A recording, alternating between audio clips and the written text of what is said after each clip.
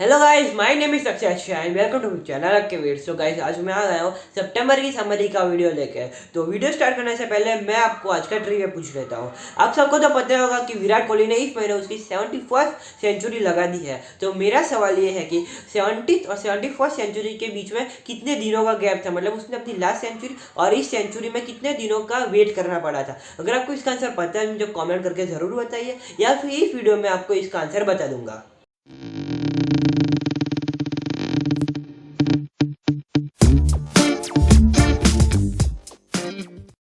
Number 1, मैंने मेरे last videos में आपको बताया था कि यूके के प्राइम मिनिस्टर बनने की रेस में लीज ट्रस और ऋषि सुनक जो एक इंडियन ओरिजिन है, उन दोनों के बीच में कंपटीशन था। तो इस महीने इसका रिजल्ट आ चुका है। लीज ट्रस अभी यूके की नेक्स्ट पीएम बन चुकी है। मैं आपको बता दूं कि 3 साल के अंदर अंदर ये यूके की थर्ड प्राइम मिनिस्टर बन चुकी है। नंबर 2, हमारा नंबर 2 भी यूके से ही रिलेटेड है। क्वीन एलिजाबेथ टू की इस महीने 1 सितंबर को डेथ हो चुकी है। और मैं आपको बता दूं कि ये अभी तक की सबसे लॉन्गेस्ट रेनिंग क्वीन भी बन चुकी है। तो अभी उनके बाद उनके सबसे एल्डर सन चार्ल्स को अभी यूके का नेक्स्ट किंग बना दिया गया है। नंबर 3, अब हम बात कर लेते हैं इकोनॉमी के बारे में। तो अभी इंडिया वर्ल्ड की 5th लार्जेस्ट इकोनॉमी बन चुकी है। उन्होंने यूके को पीछे छोड़ दिया है। ये जानना बहुत ही ज़्यादा अच्छी बात है कि यूके जिसने इंडिया के ऊपर इतने साल तक राज किया था, ब्रिटिश राज हुआ था, फिर भी इंडिया ने इकोनॉमी के ही मामले में ब्रिटिश को पीछे छोड़ दिया है। ये हमारे लिए सच में गर्व करने की बात है। नंबर 4, अब हम बात कर लेते हैं इंडिया की नेवी के बारे में। तो 2 सितंबर को हमारे ऑनरेबल पीएम नरेंद्र मोदी जी ने इंडियन नेवी को उसका सबसे पहला Indian made aircraft INS Vikrant दिया। इतना ही नहीं, उसके साथ ही साथ उन्होंने नेवी का एक नया फ्लैग भी अनवील किया था, जिसमें मैं आपको बता दूं कि पहले जो इंडिया का नेवी का फ्लैग था उसमें इंडिया का फ्लैग तो था ही था, लेकिन उसके साथ सेंट जॉर्ज क्रॉस भी था जो ब्रिटिश राज को डिपिक्ट करता था। तो उसको हटाने के लिए ये नया फ्लैग लाया गया है, और इस फ्लैग में इंडिया का फ्लैग है। उसके साथ ही साथ छत्रपति शिवाजी का स्टैम्प भी इंट्रोड्यूस किया है, क्योंकि छत्रपति शिवाजी ने उनके टाइम में इंडियन नेवी को डेवलप करने में बहुत ही बड़ा योगदान दिया था। तो उनको ट्रिब्यूट देने के लिए, उनको क्रेडिट देने के लिए ये इंडियन फ्लैग में उनका स्टैम्प इंट्रोड्यूस किया गया है। ये सच में अच्छी बात है कि हम हमारी सारे ब्रिटिश राज के जो खराब पीरियड था उसको, उसकी सारी चीजें हटा रहे हैं। नंबर 5, इंडियन नेवी के बाद हम बात कर लेते हैं इंडियन आर्मी के बारे में। तो हमारे सबसे पहले सीडीएस ऑफिसर बिपिन रावत जी के डेथ के 9 मंथ्स बाद अभी हमारे सेकेंड सीडीएस ऑफिसर को अपॉइंट कर दिया गया है। अनिल चौहान जी अब हमारे इंडिया के next chief of defence staff होंगे। और मैं बता दूं कि इनका 40 ईयर से भी ज़्यादा का मिलिट्री एक्सपीरियंस है। इतना ही नहीं, बालाकोट एयर स्ट्राइक का प्लानर भी यही थे। नंबर 6, अब हम बात कर लेते हैं वर्ल्ड के सबसे फास्टेस्ट एनिमल चीतास के बारे में। तो इंडिया में 70 ईयर से ज़्यादा के टाइम से इंडिया में चीता एक्सटिंक्ट हो गए थे, लेकिन अभी हमारे मोदी जी की जन्मदिन पर चीतास को इंडिया में इंट्रोड्यूस कर दिया गया है। जी हाँ, नमीबिया जो एक अफ्रीकन कंट्री है, वहाँ से 8 चीतास को मंगाया गया था, जिसमें से 5 फीमेल और 3 मेल है, और उनको हमारे पीएम के बर्थडे पे मध्य प्रदेश के कूनो नेशनल पार्क में रिलीज कर दिया गया है। नंबर 7, लेकिन नंबर 7 बोलने से पहले मैं आपको आज का ट्रिविया का आंसर बता देता हूँ। तो उसका आंसर है 1020 डेज, मतलब 1020 दिनों के बाद विराट कोहली ने नेक्स्ट सेंचुरी लगाई थी, जो होता है तकरीबन 34 मंथ्स के बाद विराट कोहली की सेंचुरी आई थी। और ये सेंचुरी कुछ ऐसी वैसी सेंचुरी नहीं थी, बल्कि ये सेंचुरी T20 आईज में आई थी। ये विराट कोहली की फर्स्ट T20 आई सेंचुरी थी, जिसमें उन्होंने 122 रन बनाए थे, जो कोई भी इंडियन के द्वारा सबसे हाईएस्ट स्कोर है T20 में।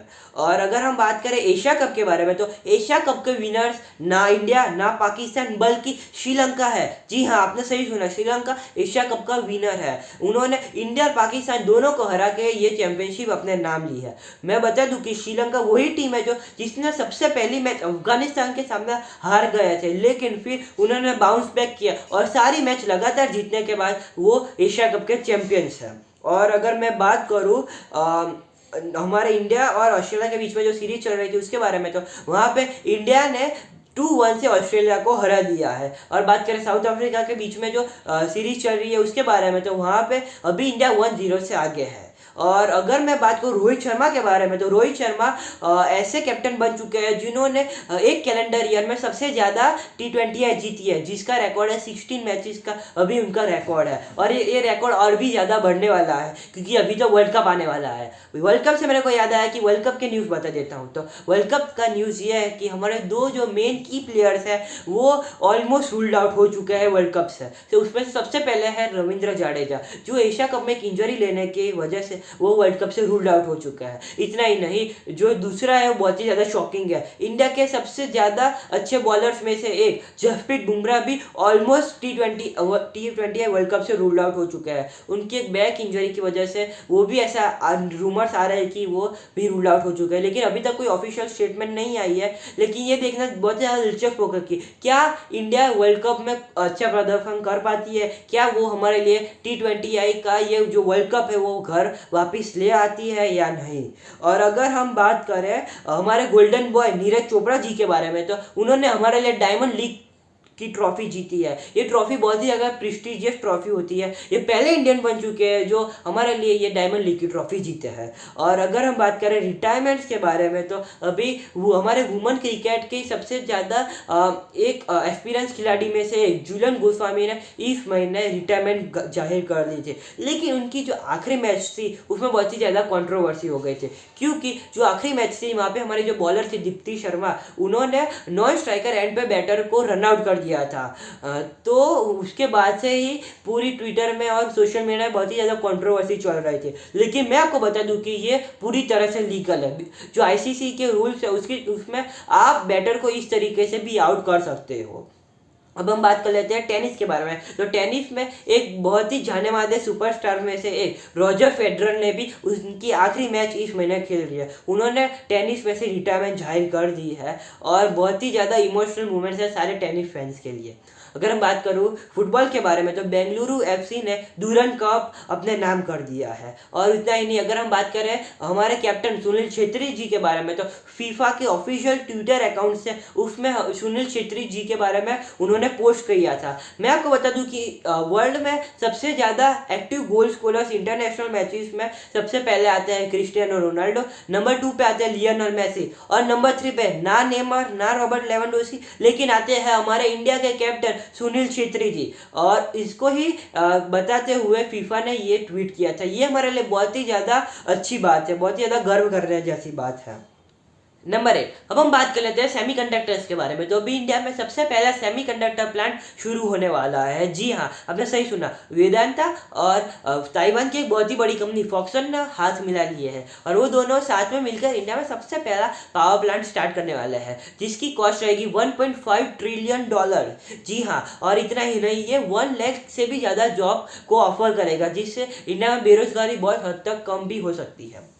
नंबर 9, अब हम बात कर लेते हैं आईफोन के बारे में। तो अभी एप्पल ने आईफोन 14 लॉन्च किया है, जिसकी कॉस्ट 79,990 रहेगी और उसका जो प्रो मॉडल है उसकी कॉस्ट तकरीबन 1,30,000 के आसपास रहेगी। और इतना ही नहीं, इंडिया के लिए बहुत ही ज़्यादा खुशखबरी आई है। जी हाँ, क्योंकि अभी इंडिया में ही आईफोन बनने वाला है, मेड इन इंडिया आईफोन होने वाला है। और एप्पल ने ये ऑफिशियली अनाउंस कर लिया कि वो चेन्नई में अपना आईफोन का बनाने का मैन्युफैक्चरिंग स्टार्ट करेगी। पहले ये चाइना में था, लेकिन वहाँ से अभी इंडिया में शिफ्ट कर दिया है, क्योंकि चाइना में जियोपॉलिटिकल टेंशन की वजह से उन्होंने ये डिसीजन लिया है। ये हमारे लिए सच में बहुत ही ज़्यादा गर्व करने की बात है, क्योंकि अभी सारी कंपनीज इंडिया में शिफ्ट हो रही है।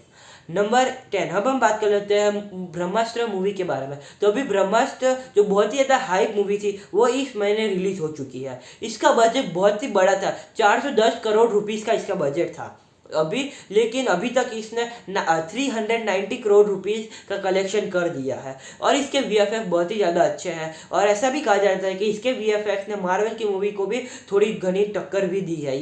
और इतना ही नहीं, लेकिन ऑडियंस के बीच में इसके लिए मिक्स रिव्यूज़ है, क्योंकि कुछ लोगों को इसके वीएफएक्स और इसकी स्टोरी पसंद आई है, जबकि कुछ लोगों को इसकी स्टोरी और डायलॉग्स पसंद नहीं आए। आप मुझे ज़रूर बताइए कि आपने ये मूवी देखी है और आपको ये मूवी कैसी लगी है। नंबर 11, अब हम बात कर लेते हैं लंपी वायरस के बारे में। तो ये वायरस अभी कैटल्स काउस में बहुत ही ज़्यादा तेज़ी से फैल रहा है और अभी तक इसकी वजह से 85,000 से भी ज़्यादा काउस की डेथ हो चुकी है। इतना ही नहीं, इसके साथ ही साथ हर दिन 1,000 से भी ज़्यादा काउस की डेथ हो रही है। ये बहुत ही ज़्यादा सीरियस प्रॉब्लम है जो भी इंडिया में फैल रही है। हम उम्मीद करते हैं कि ये वायरस जल्द से जल्द ख़त्म हो जाए और कोई हमारी काउस की डेथ ना हो। और अगर गाइस आपको ये मेरा वीडियो पसंद आया तो आप इसको लाइक कीजिए, शेयर कीजिए, सब्सक्राइब करके नोटिफिकेशन बेल को ऑल पे सेट कर दीजिए। जय हिंद।